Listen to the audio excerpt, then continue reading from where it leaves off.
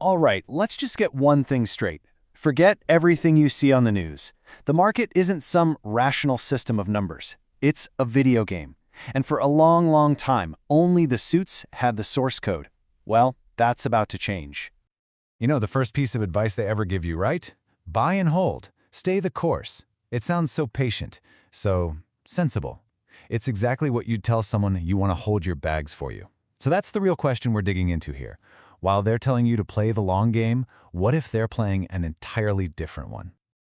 So let's start with their official narrative. You know, the bedtime story they tell you so you sleep soundly at night while they're out there playing with your money. This is Investing 101, according to them. They love to give you these cute little rules of thumb, like the rule of 100.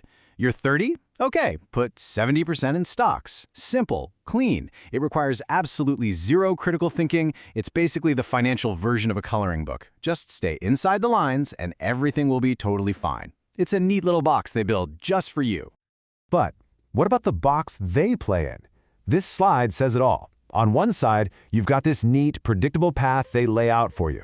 Get older, de-risk, move to bonds. Yeah, it makes sense in their world. But then you look at the other column.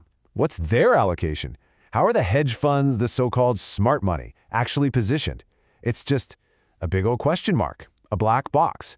Because you got to understand, the rules they write for you are not the rules they play by.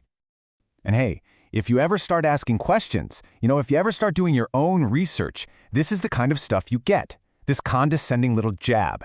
They want you to believe that a global community of millions of people sharing data is somehow less reliable than one guy in a suit whose paycheck literally depends on the commission he makes selling you some high-fee mutual fund.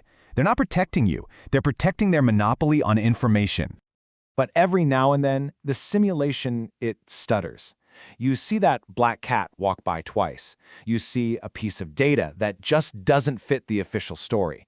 That's what we apes call a glitch in the matrix. It's that moment the game reveals itself. And this just nails the point perfectly. This isn't some passive market of buyers and sellers just agreeing on a price. No, it's an active battlefield of narratives. The ape theory goes that when hedge funds get caught in a bad spot, they don't just sit there and lose money gracefully. They fight back. They deploy actual psychological warfare to shake you out of your position. And their number one weapon? It's got a name. FUD. Fear, uncertainty, and doubt. And you have to realize this isn't just random market noise. It is a targeted campaign. It's designed to exploit our modern, totally fragmented attention spans. A little drip of negative articles here, a surprise analyst downgrade there, all designed to make you second-guess your own research and smash that sell button. It's weaponized anxiety.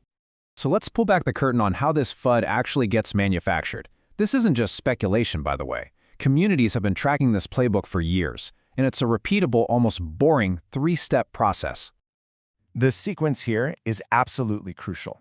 First, you seed the narrative. You pay for some research articles on financial news sites, stuff that's designed to look super legit. Then, and this is the genius part, you use those same articles as the basis for a totally frivolous lawsuit. The goal isn't to win the lawsuit. The goal is to generate terrifying headlines. Acme Corporation under investigation. The stock tanks. The company bleeds millions defending itself. And the short sellers who started the whole thing, they walk away with a tidy profit. And look, this isn't some wild Reddit conspiracy. This is a classic manipulation tactic, straight out of a psychology textbook. You create a problem, and then you blame the target for it. You manufacture a crisis of confidence just to reduce their power and make them feel vulnerable. See, they're not just shorting a stock. They are shorting your conviction. But here's the plot twist. The information monopoly? It's broken. The apes have found their own way to see the source code, a way to see the world as it actually is, not just how the suits describe it. It's called alternative data. Think about it like this. Traditional data is the quarterly earnings report. It's polished, it's sanitized, and it's 3 months old.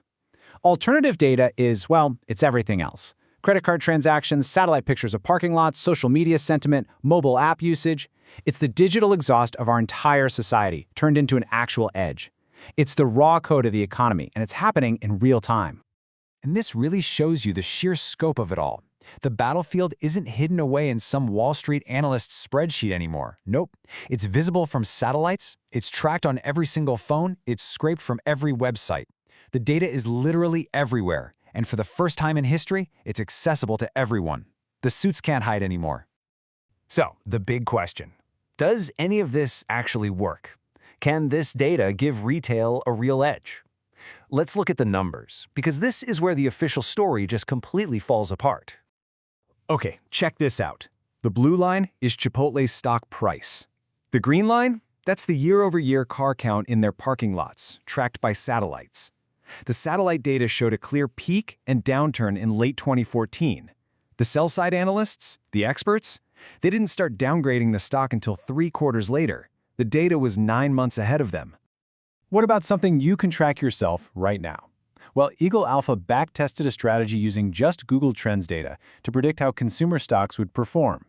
The hit rate for their indicators being right? 69%. Nice. And this isn't just a theory, folks.